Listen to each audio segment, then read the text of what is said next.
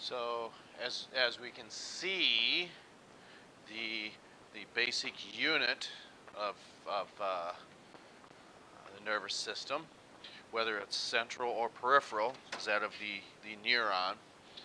Okay, because when we say neuron, that's a very vague term, because some of your vocab terms would include Schwann cells, oligodendrocytes, glial cells, microglial cells, all of them. They all are different types of neurons that are the functional and structural units of the nervous system. And one of the aspects we talked about yesterday was whether it deals with something with ALS disease or Parkinson's.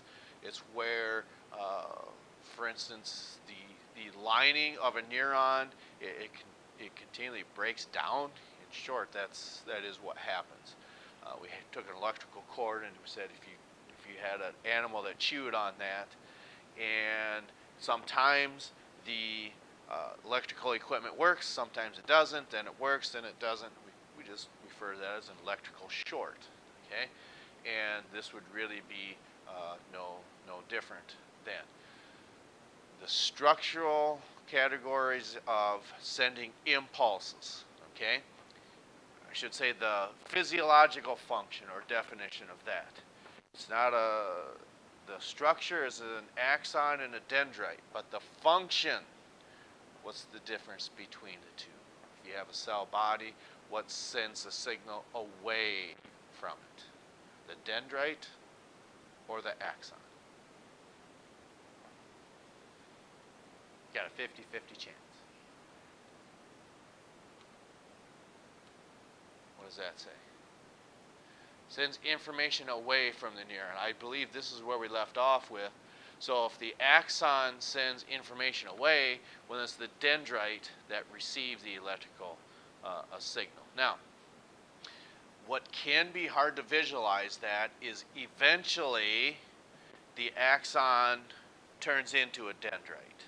Okay? And that might not make any sense, but if us three are neurons, not morons. Oh gosh, I told a funny. Okay, so just like picture, if it's be one of those aspects to where if you stood like this, okay, and then you do this, you look like a T, or if on the end, maybe you'd stand here like this, and you could stick your hand out like this, then eventually what sends a signal away is the axon, and once it gets close to the fingers, it turns into a dendrite. And then as it gets closer, you're the dendrite, and then you send the signal away and turns into an axon. Then to the receiving end is another dendrite, then another axon. It continually sends that information away, receives, send it away, receive, and whatnot. Okay, we're working on.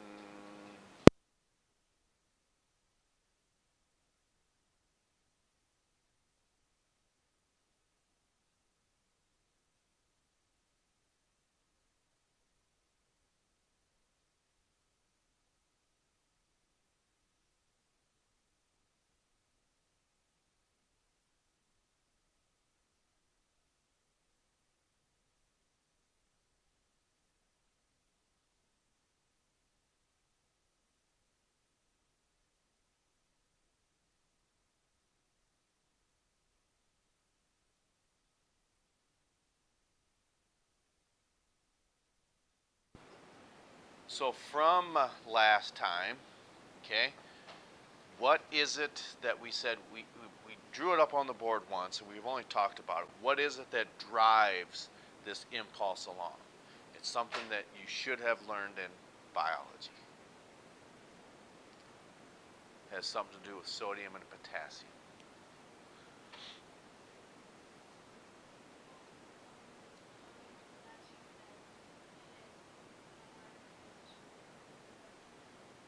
Well, what happens is sodium is allowed to diffuse in, but potassium, however,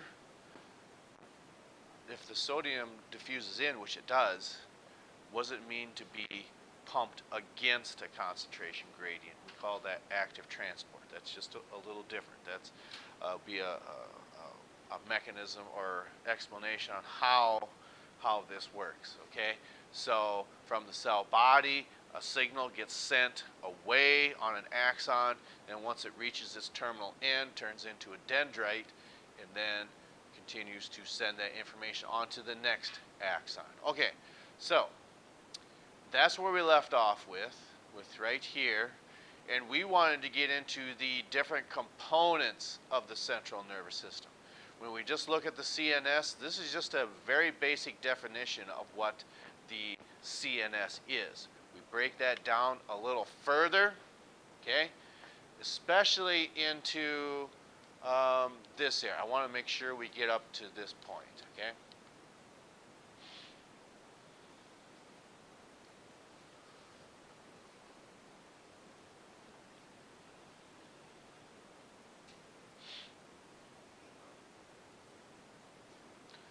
It went fine from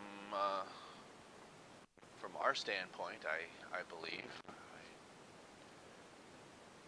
I don't know. Someone could always say there's always room for improvement. Maybe yes, maybe no. I don't know where that would be because we don't have any control over course conditions.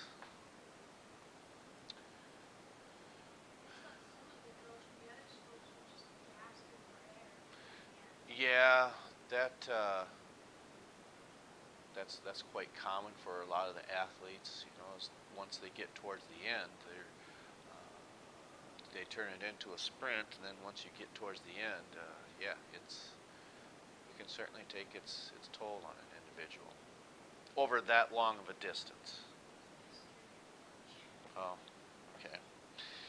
One of the things that I had said in the coaches' meeting, well, we apologize for the course conditions. We don't have any control over that. I said our helicopter's out on being repaired. So that might not mean anything to you, but if you're watching the sports or the news last week, a pretty, I wouldn't say groundbreaking, but pretty neat deal, the Sanford International Golf Tournament, where there were some professional golfers that were actually in Sioux Falls, and who would have thought that you would see a helicopter hovering over the fairway to have them downdrafts push that water out of there. That's why I said our helicopter's out on repairs. So if we had that, we might have had it ready. Because we had to alter the course just a little bit. So.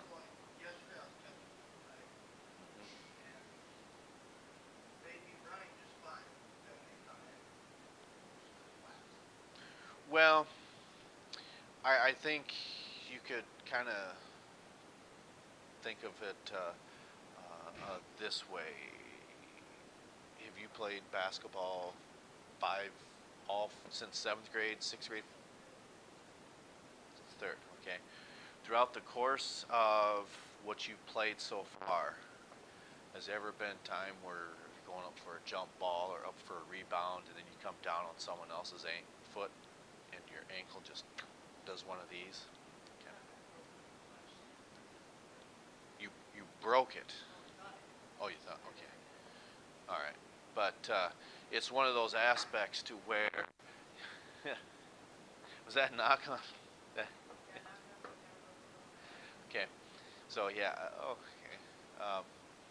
But what happens is, let's say, for instance, when that happens, if you come down on someone else's foot, if a person can, it's best to try to walk that off. Kind of keep that fluid from building up and keep it circulating so it doesn't get swollen or swelled up. But when they're coming through that chute and then they actually collapse, maybe their knees have had it. They're just out of gas. They can keep that momentum going, but then when they know they're done, that's when it's kind of they sometimes tip over. Now, is a little dramatic, maybe. I don't know. It's not for me to say, but maybe it makes a person wonder. But unless you do a lot of running, you know, it takes its toll. especially this time of the season, when a lot of these athletes have probably put in probably somewhere along, you could probably say 10 to,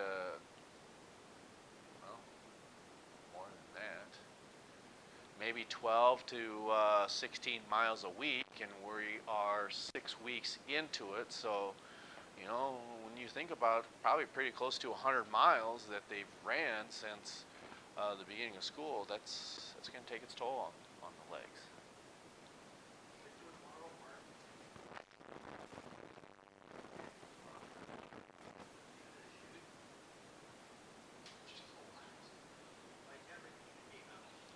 Yeah.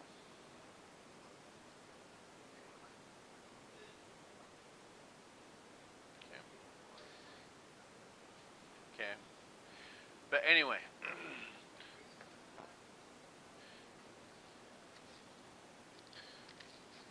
yeah, it's like I said, it just takes a toll on a person. And the distance, just over 3 miles. Hmm. Yep.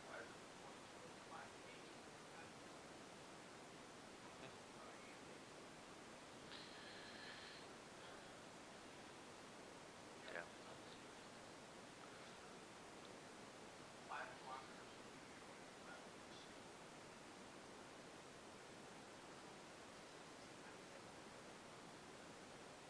That's probably why. I don't know, but it's just one of them things to where it's always been that way. There's certain things you could look at in science, in mathematics, for instance.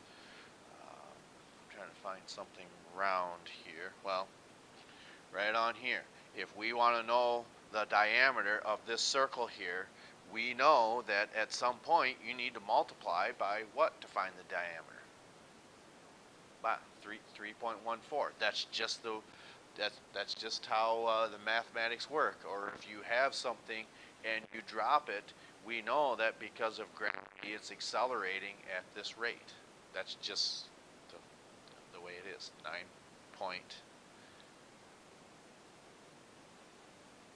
9.8 meters per second squared, and it's a given value. Okay. Anyway, so how the peripheral nervous system works with that of the central. One of the things that came to mind when I was thinking about this at the last volleyball match, I was never any good at this when doing it in PE or even when we're line judging. And let's say someone is rolling the ball along and they're rolling it towards you. You don't want to bend over and pick it up, so what might people do? Yeah, they're going to stick their foot out. So what is happening here is you have some sensory information, okay? The sensory information is going through your eyes. It's helping you line up, well, where's the ball that's rolling towards you? Where do I need to put my foot? So the sensory information is the eyes, the motor function, okay? It's going through your peripheral nervous system. It comes through your eyes. Your brain is trying to line it up through your motor functions on your foot and rolls up to you. Mine will always shank off and go left or right. I can never get it. Very seldom can I get it to come straight up. Maybe that's with practice. Or I'm probably just that uncoordinated. That could be too. So same thing. Maybe when it comes to if they do the staff volleyball game. I don't know if they are or not, but one of the things, I'm not much of one of these, a hitter or whatever, maybe play back row or whatever. I am more so of lining up to doink. And even so, sometimes it comes down and hits and shanks off one way or the other. Doink.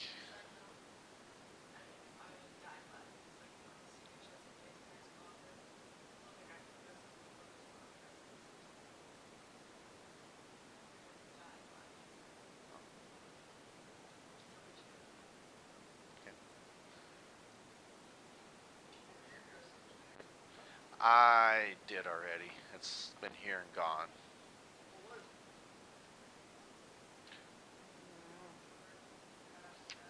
Yeah. We're not worried about that right now. We're worried about this. Okay? And we're also should be thinking about diagrams and the digestive system yet. Okay? Because at some point I'm just going to put it in as missing, and then it's just going to stay that way until it's completed. It's not going to stay that way unless you choose to leave it that way. I, yeah, I'm not going to go to your residence. Okay? All right. So when we look at this, okay, there's different types of neurological cells. Okay, neurons is, like I said, a very basic term. Okay, so what happens is this right here.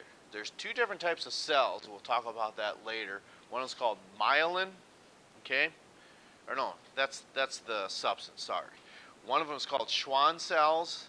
The other one's called oligodendrocytes, and it's really just rolls right off the tongue. Oligodendrocytes. Because what happens is those two types of cells, they create that myelin. Okay? So when you look at the diameter of an electrical cord, okay, the larger the diameter, the more current it can send through. So if we're sending more current through our nervous system, that means it's working much more efficiently. Is there? I know. I don't know either. Okay. Well, whichever. Okay. One of the downsides that I wouldn't say, well, yeah, it is a downside. There is, I saw this medical research on the evening news on, I want to say, it's either Monday or Tuesday night. Had to go home both times before coming back to the school, but there are different types of possible equipment that is bridging the gap in, let's say, paraplegic spinal cord. So what the spinal cord is supposed to do is continually send that signal from your brain down through the rest of your body, and you don't have your spinal cord going down through your legs. It's just nerve tracks that send that information down. But should any type of accident happen to where that spinal cord gets severed, of course the information can't proceed any further. Is it possible, and we really don't know, but it's promising that there is certain types of software that can help bridge that gap and send that information past the broken portion of the spinal cord and get that sensation, or not sensation, but that impulse to go past that gap and into the legs and actually stimulate those muscles. The reason it's not happening now is because it can't cross that gap where it's broken. So it could be very promising. Hopefully it's not one of those aspects that if it's approved that it's going to be in the next 3 years. I would, if that does work, I think as far as testing goes, maybe in the next 15 to 20, maybe it could be readily available for individuals who are used to a lifestyle of free moving and then unfortunately may have had an accident that prohibits that. Sometimes there's just a lot of things that we just take for granted, and what that means is we don't even think about getting up and walking around and having a conversation, or being able to have aspirations and dreams of moving on to post-high school career choices. One of the things that I heard that makes sense to me is you play the cards you're dealt with. It's unfortunate that some people may be given a bad hand, but one thing to think about is just be thankful for what you may have. Outside the lunchroom, that mural that says some people have better athletic talent, musical talent, or whatever all that saying is. I do believe that is so true. You know, basically just be thankful for what you have. Moving forward, okay? So why would we say that these sensory receptors, okay, why are they located at the end of the peripheral neurons? Okay, think of how many different types of senses do we have? Sight. We can see, we can hear, we can taste,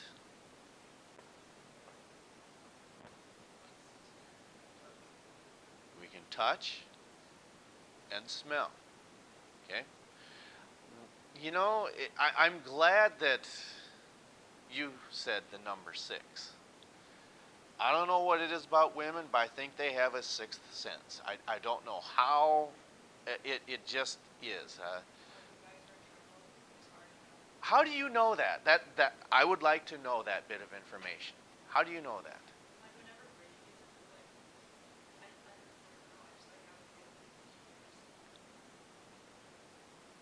Then you want to say why? Do you get an answer? Well, that's an answer. Your brother.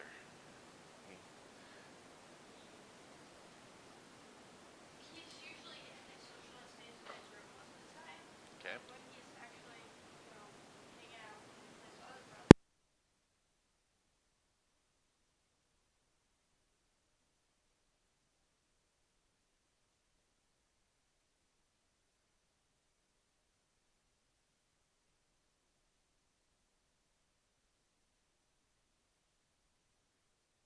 And and that is quite possible.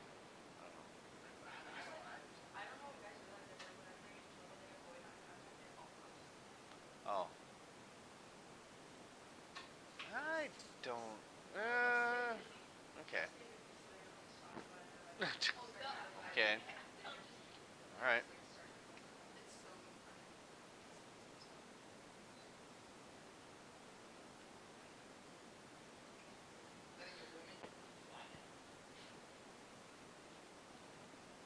Maybe yes, maybe no.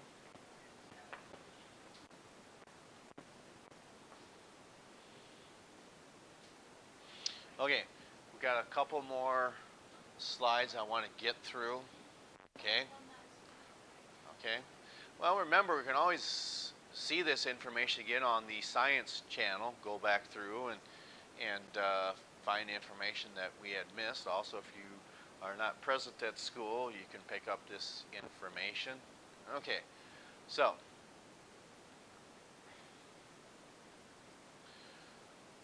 So these sensory receptors. Okay. For instance, one of the things to think about, and if you're field dressing, whether it's butchering a pig or swine or beef or deer, or if you're doing this with chickens, you want to make sure that you don't puncture the bowels. Okay? Because you will know, and it will not take very long to know that, oops, I cut a little too deep and I punctured the small bowel. Okay? So what we see happening then is at the end of your peripheral nervous system remember the video we were watching? What's the olfactories? Last hour. What's the olfactories? What's the olfactories? Yes. Wilson. Home improvement. Remember, Tim was talking to Wilson. He says, well, it's my olfactories. Olfactories is the sense of smell. Okay? So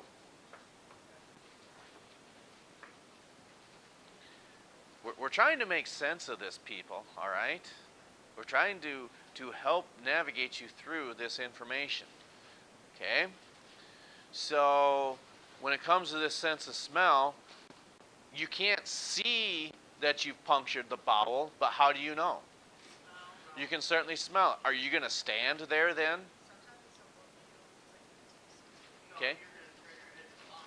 Well, okay, but chances are you might want to leave that situation. So what happens is at the end of these peripheral neurons, whether it's sight, taste, touch, hearing, and tasting, okay, what happens then, these signals are then sent to the central computer.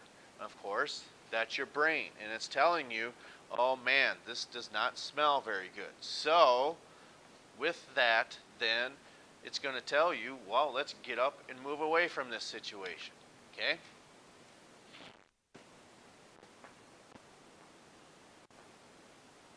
So then what we see happening, these integrations maybe add to sensation, say, oh, we're going to puke, or gosh, I remember the smells just like last week when I cut too deep, or maybe it creates perceptions of, like I said, these two could be tied in together. Perceptions, I'm going to puke, or man, I just saw that outfit. It just reminds me so much of what it was that my friend was wearing last week, or something to that effect. Or trying to think of something with for some reason the symbol of Ghostbusters just popped in my mind. It's got the red circle with a line going through there. I don't know why that thought popped in, but of course, if you saw someone wearing that shirt, you would think, well, they must be a fan of the Ghostbuster franchise. Or if you had seen someone wearing a shirt that might say, "May the Force be with you." Where does that come from, do you think? From Star Wars. So it creates perceptions of, oh my, that person's a really big Star Wars fan. Myself included. Or it used to be when I was growing up, if you wanted to make fun of someone, you might say, well, beam me up, Scotty. Do you know where that comes from? From Star Trek. And if you want to call it the strange thing about that, maybe we're not too far away from something like that, being able to transport you through space and time, breaking all of your molecules down and reassembling you. Okay, it's really not that. Is it scientifically possible? We think so. Do we have the technology to do that? Not a chance, at least not right now.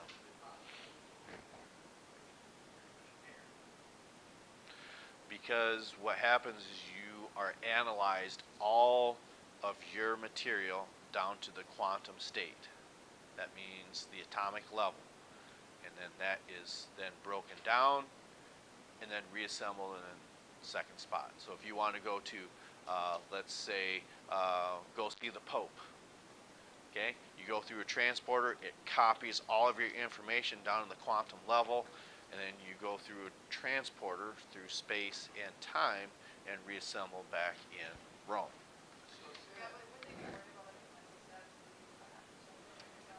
Yeah, I don't know. I don't know.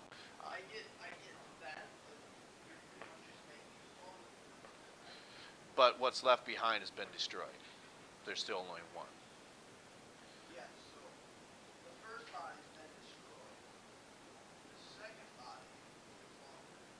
I don't know if you really want to call it a clone. Everything should be the same. You're asking good questions, and it's ones that I don't have answers for. I don't know. Okay?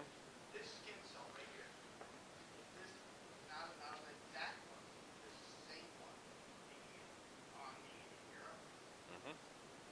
That I do believe. Okay. That's a discussion for another time, because I want to make sure that we get through this.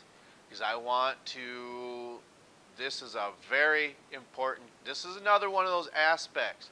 You want to star, underline, do whatever it is you need to do to know everything there is about this breakdown of the nervous system. And this will be the last thing we talk about today, I believe. To me, the best way to describe this, okay, is when you look at the transmission of different vehicles, okay, which there are only two types of transmissions, and they are what and what? Manual and automatic, okay? So, again, let's say some of you are teacher aides or you're down in the elementary and second or third grader comes up and asks you, what is an automatic transmission? It's not that you need to know the mechanics of an automatic transmission, but in short, it means you climb in your vehicle, you got it started, and then you put your seatbelt on, and how do you move the vehicle? You put it in what? You put it in drive or you put it in gear. And once you start driving, you don't have to think about doing what with a clutch. You don't have to worry about shifting. The automatic transmission, because of the pressure built up inside of the transmission, does the shifting for you. The transmission fluid does that. Once it builds up a certain pressure with the RPMs, then it starts to shift gears up and then down. On the other hand, when you have a manual transmission, okay, you have to constantly think to shift. Whether you're listening to the RPMs drop down, or maybe there's a little light that blinks that says shift now or something to that effect. But my point is, what is an example from last chapter of a smooth muscle?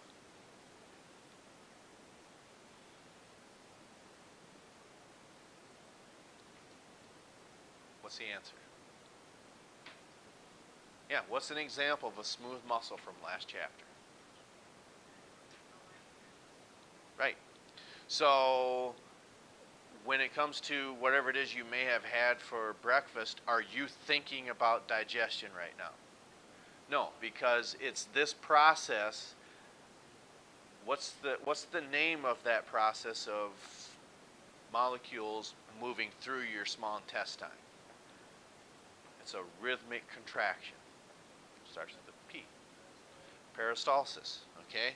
So what that means is these muscles are contracting much on their own, but you don't have to think about it. Your brain automatically sends that information to these two types of muscles along with various glands. The reason we mention glands is at some point, okay, your body senses you need to break down fat.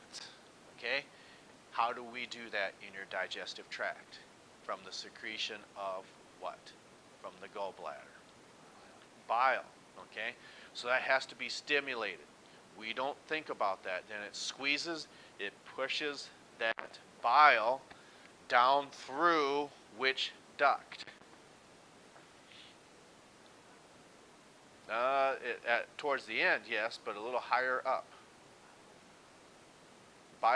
The cystic duct, okay? But when the bile is produced, it's coming from these two. I'm trying to help you out here. Okay. So you're talking about still within the gallbladder and cystic duct and bile duct combined outside of it? Yes.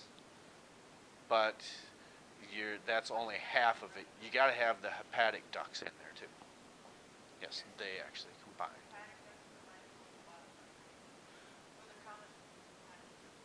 Yes. Left hepatic duct, right hepatic duct, common hepatic duct combines with the cystic duct to then make the common bile duct. Yes. Okay. So, the main point about that is your heartbeat, your digestion, whatever it is you need to have with digestion, whether it's creating bile or secretion of bile. You do not have to think about that. It's automatically taken care of. So what that means is that is the autonomic nervous system. This gets broken down into what we call the, I got to think about this,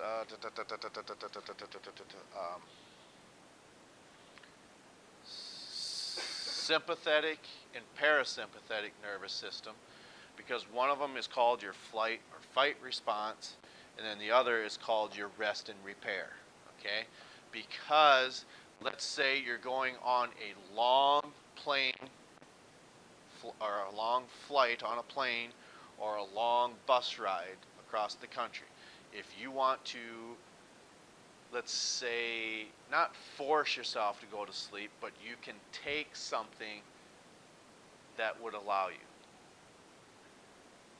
Well, yeah, I'm thinking it starts with an M. It's a pill that you can take. Mel something. Maybe you've heard of it. Melatonin? Okay, what that means is melatonin is secreted in your brain, senses that, secretes it in the bloodstream, and it slows your heart rate down. It slows your breathing down. Okay, that's why we call it the rest and repair division, as opposed to the sympathetic division, which stimulates adrenaline to be secreted. And we would get into that a little later on. Okay, so that's all we have for today, but just know, okay, what neurons are, what axons and dendrites are, okay? And again, this slide is probably one of the most important ones in the chapter. Okay, we will pick up with this again next week.